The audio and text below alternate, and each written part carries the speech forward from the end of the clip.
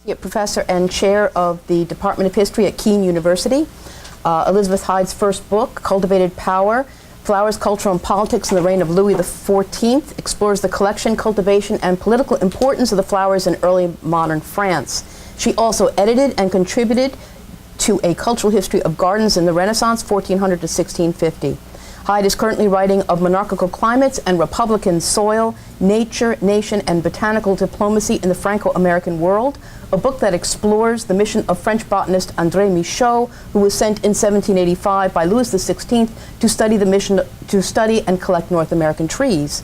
In 2017, she was a visiting Mellon Scholar of the New York Botanical Garden and is currently a co-recipient of a 3-year National Endowment for the Humanities Initiative grant to develop a history lab at her institution entitled Make History at Kean, William Livingston's World. Today, her topic is, the neighborhood would be a very interesting place for a botanist to visit, or, and I love these kinds of chapter titles from the 18th century, or André Michaux, French botanist in the American field.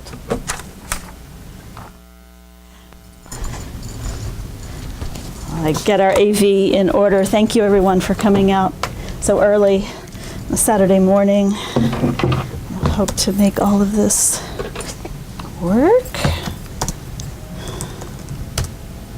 There we go. Okay, all right. Thank you, April, for the introduction.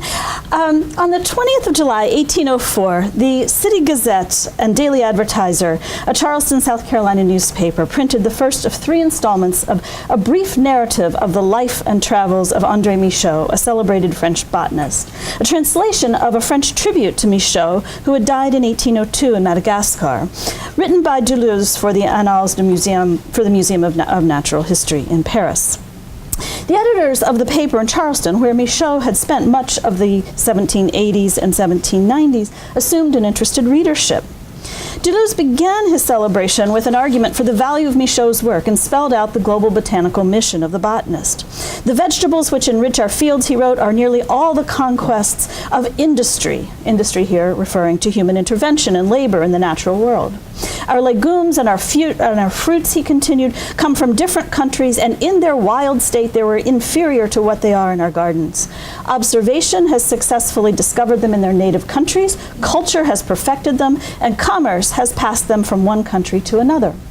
After different trials, we have made the choice of the most productive species of these, which suit each country best, and in those districts where the inhabitants could scarcely find nourishment, afford abundant crops to a numerous population. He was quick to credit this process for enriching France. Of about 250 kinds of trees, which at this day cover the soil of France, more than 3/4 are of foreign origin, including species from Greece, Persia, China, and India.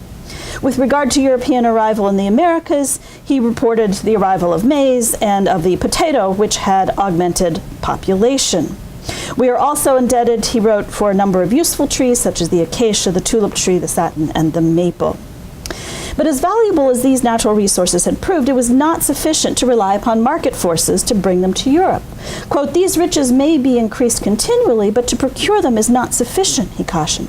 To rely upon commerce, which only sends what is found upon the coasts, it requires naturalists who penetrate the interior of countries and who know how to distinguish and choose what may be useful. I've gone more fully into these reflections, he continued defensively, to make us feel how much gratitude is due to those courageous men who, to serve society, renounce its comforts and go to seek the unknown treasures of nature in savage countries. Global market forces and selective breeding carried out by farmers and botanists were vital, but would only get you so far. To push the agribusiness envelope, so to speak, you needed scientists, naturalists, to trek deep into the unexplored territories, and governments to fund their work. Big botany, as Julie Landweber described it yesterday morning, required boots on the ground. It was an argument for the colonial machine. The courageous man who was the subject of this celebration of the colonial machine was André Michaux, a botanist sent by Louis XVI in search of North American plants, and in particular trees, that it was hoped would be successfully acclimatized in France and contribute to the rejuvenation of French forests. Specifically, it was hoped that French forests, sufficiently reinvigorated with American arboreal introductions, could be persuaded to yield the sort of timber desperately needed to grow a French Navy capable of competing with the British. And so Michaux, trained in botany at Versailles and recently returned to Paris from a royal expedition to Persia, set sail for America, arriving in New York City in the late fall of 1785. He would spend the next 10 years exploring North America as far north as Canada into the Hudson Bay and as far south as Florida and the Bahamas, as far west as the western foothills of the Appalachian Mountains. Deleuze memorialized the botanist's late exploration of North America in heroic terms. "I will not stop to describe," he wrote somewhat disingenuously, "the dangers which our traveler ran into these solitudes, where he had constantly to climb the sharp rocks, wade through torrents, walk on the bodies of rotten trees which sunk under his steps, where a frightful obscurity reigns in the forest, an obscurity produced by the thickness of the trees and by the vines and briars that unite their branches, and still more by the almost continual fog which hangs over these humid mountains. When Michaux came to an agreeable place, the intrepid botanist would cut branches from trees, construct a little cabin, and after making small journeys round it, would there pass the night and deposit what he had collected." Deleuze paints a picture of botanist as 18th century action hero, the Indiana Jones of the natural world. And indeed, Michaux's journals in many ways bear this out. He shot bears in the Appalachians, killed snakes in South Carolina, battled alligators in Florida. Though the journals narrate more misery and suffering than heroics. In August of 1795, by which time he was already a seasoned explorer of North America, he recorded while traveling through Kentucky, "Of all the journeys I've made in America in the past 10 years, this is one of the most difficult, owing to the quantity of trees overturned by the storms, through which one is obliged to pass, the number of flies by which one is devoured. The 14th, 15th, and 16th of August I was obliged to rest after having arrived almost ill. My horse, while trying to jump over the trunk of a large fallen tree, fell and threw me a great distance, and I suffered for several days from an injury to the lower part of my chest on the left side because the trigger of my gun had struck there." In another particularly difficult spell, in January of 1796, traveling back from St. Louis to Virginia, he reported that he was obliged to walk. "I made 12 miles. I was unable to light a fire because the trees and wood were all frozen. I spent the night nearly frozen. About 2 o'clock the moon rose and I resolved to return to where he had spent the night before, arriving at 10 o'clock in the morning. Having traveled afoot, having eaten nothing since the morning of the previous day, and not having slept during the night, the toes of my right foot became inflamed. I bathed my feet in cold water several times during the following night, and no sores resulted therefrom." Having averted a serious case of frostbite, he made his way to the plantation of George Madison, second cousin to James Madison, where Madison's wife, whom Michaux wrote, surpassed him in offering me every service that hospitality could suggest, which is seldom met with in America, except in the case of the persons better educated than the common people, suggested that he wear heavy woolen socks over his shoes. She gave him a pair, and he was so surprised at the comfort that he derived from them that he resolved never to travel without taking the precaution to have a pair in my portmanteau. Several days later, he happily recorded in his journal that he, quote, "ate wheat bread for the first time since I had left Illinois." When not ailing, starving, battling the elements, he faced continual frustration with 18th century modes of transportation. Entry after entry, he reported difficulties with his horse. 25th of September, 1794, found that my horse had wandered away. I spent the whole day looking for him. On the 15th of May, 1795, during the night, my horse strayed away. The 16th, Sunday the 17th, and the 18th were spent searching for my horse. The 19th, bought another horse.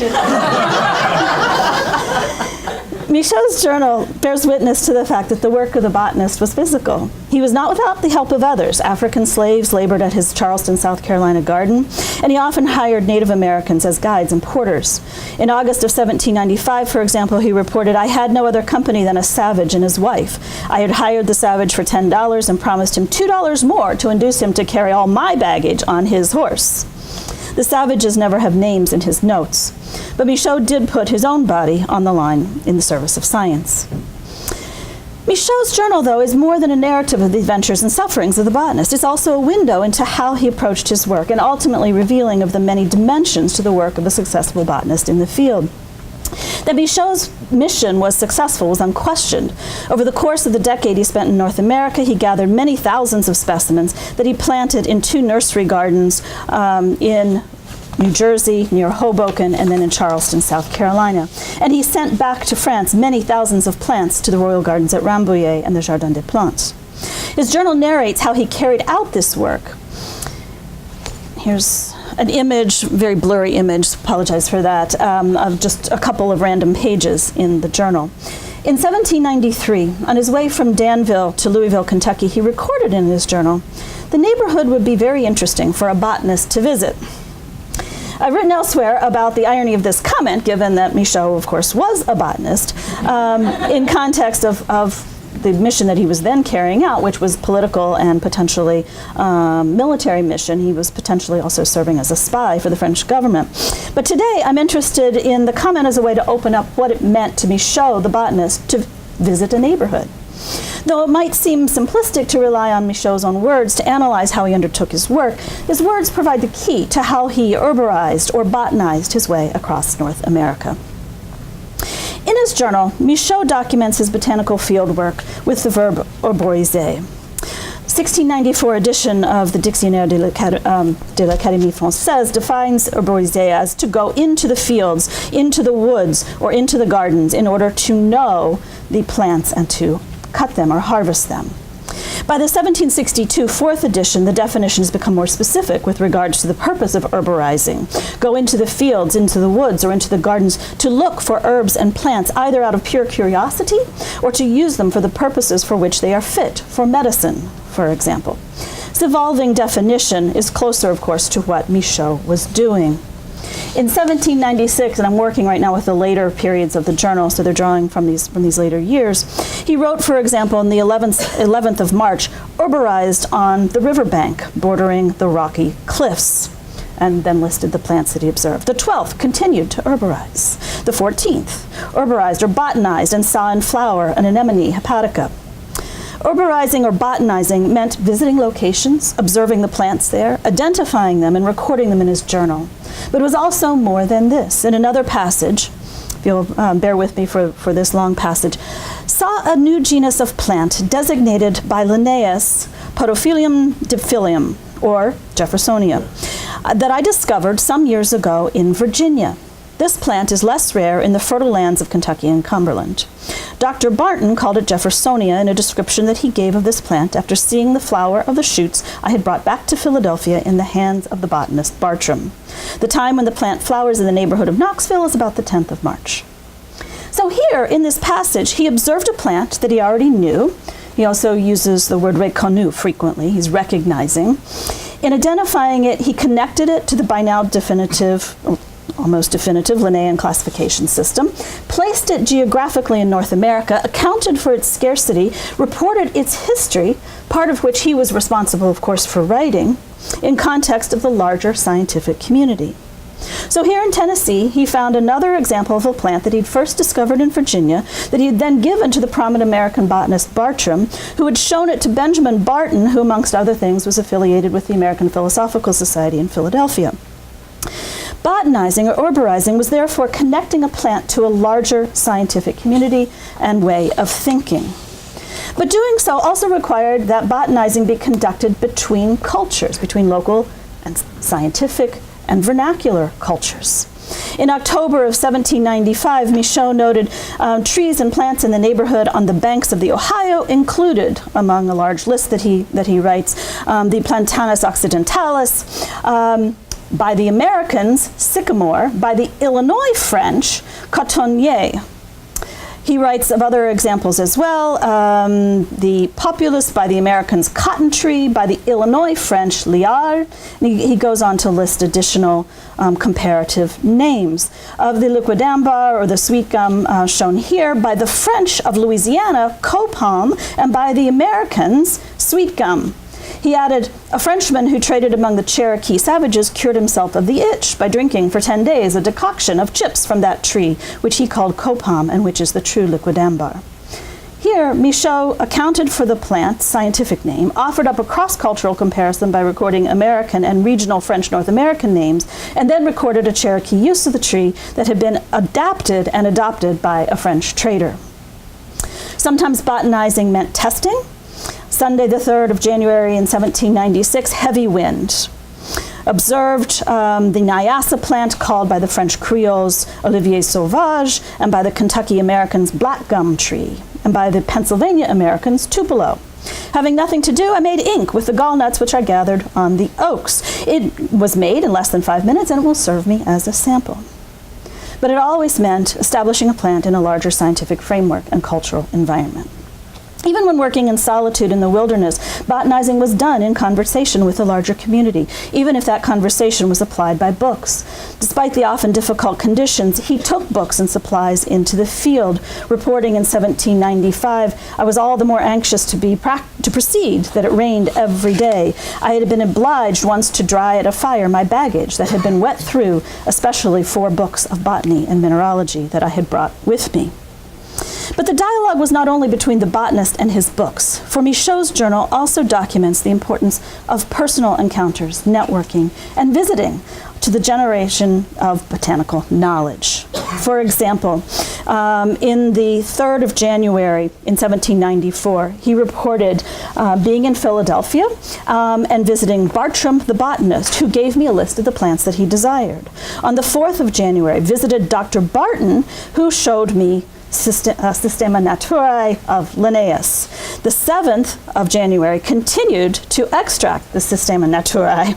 The 8th and the 9th, I continued with the same work. In this sequence of entries, he reported first visiting Dr. Barton, and from Dr. Barton was able to engage with Linnaeus's work.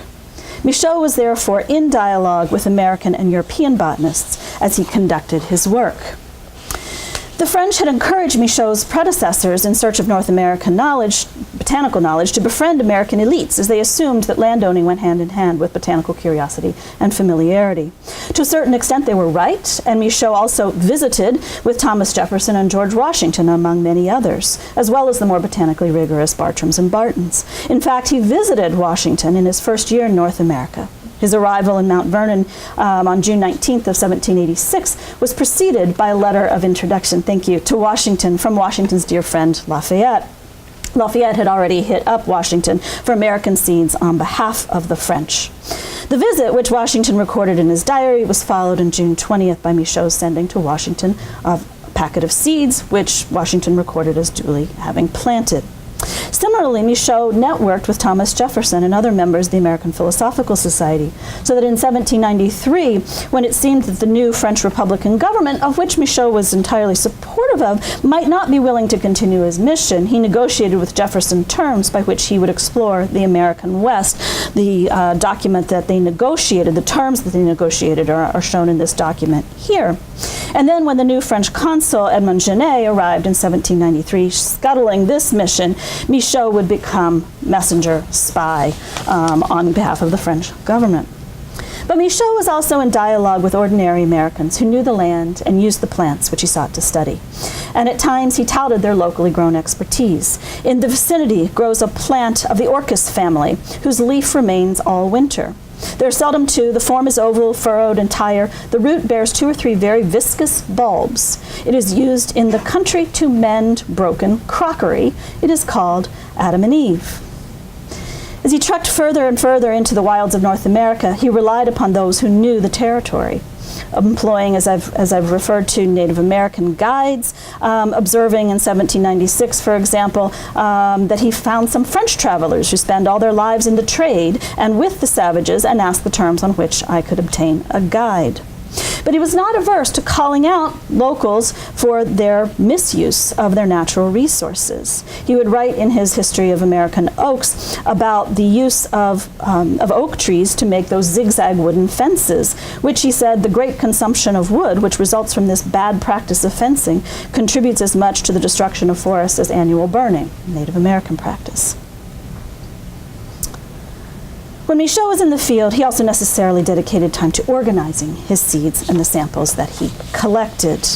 November 1795, put my collections of seeds in order. The 16th, the same occupation. February 1796, the 20th, spent the entire day getting my collections together and packing them. His description oversimplifies one of the first tasks Michaux set forth upon his arrival in North America was to locate resources for packing his specimens that you see here still survive in Paris. He also wrote, 11th January 1794, I was occupied the entire day writing. Michauxs' mission had been negotiated at multiple points through writing, from handwritten letters of introduction that he bore to, when he arrived, to the medium of print. Upon his arrival in the United States, Michauxs' establishment of his garden in New Jersey was reported in New Jersey and New York newspapers, which not very accurately described the garden, shown here as the very utilitarian operation that it was, as a garden that will in time rival, if not exceed, the most celebrated gardens of Europe. When Michaux traveled to the Bahamas, Nassau newspapers announced his arrival. In a similar but more geopolitically commercial vein, when his botanizing took him to Tennessee, Michaux personally wrote to William Blount, governor of the Western Territory, to report his discoveries. In his journal, he reported finding a new sophora tree, remarked on its vicinity, dug up some roots, and then reported, the same day I had occasion to write to Governor Blount. The writing, which he referred to, was a letter to Blount about this very tree that he identified as a species of the sophora genus, which he compared to sophores found in China and Japan. He addressed the governor, writing, knowing the warm interest that you take in researches relating to the public good, I have the pleasure to announce to you of a useful discovery, and explaining excitedly that in China, Japan, the sophora was used in those countries for dyeing, and lately introduced into European botanical gardens. The letter to Blount made its way into print and appeared in American newspapers. Michaux intended that his scientific work enter the public sphere and to be part of the scientific conversation in the larger Atlantic world. When Michaux was finally recalled to France in 1795, he began the process of writing his 2 books on North American plant life, The History of American Oaks and The Flora Boreali. The publication of these volumes respectively meant that in printing the fruits of his labors, Michaux made the scientific information available to the reading public. When The History of American Oaks was published, it was announced in American newspapers from Portland, Maine to Charleston, South Carolina. Multiple papers ran announcements like this. By the time this notice was published, Michaux was dead. He succumbed to a fever in 1802 while conducting fieldwork in Madagascar. His death would be reported in French, English, and American newspapers and would lead to the tribute with which I started my paper. Michaux had spent almost the entirety of his life on expedition and working in the field, yet his example illuminates the cosmopolitan perspective of the 18th century botanist. Working on the edge of the settled world, Michaux was not only adventurous, but also necessarily bookish, politically astute, media savvy, a careful observer of people, and a forward-thinking analyst of natural resources. And it was that cosmopolitan perspective and forward-thinking outlook that allowed him to engage with the geopolitical and botanical aims of his country and his age. Thank you.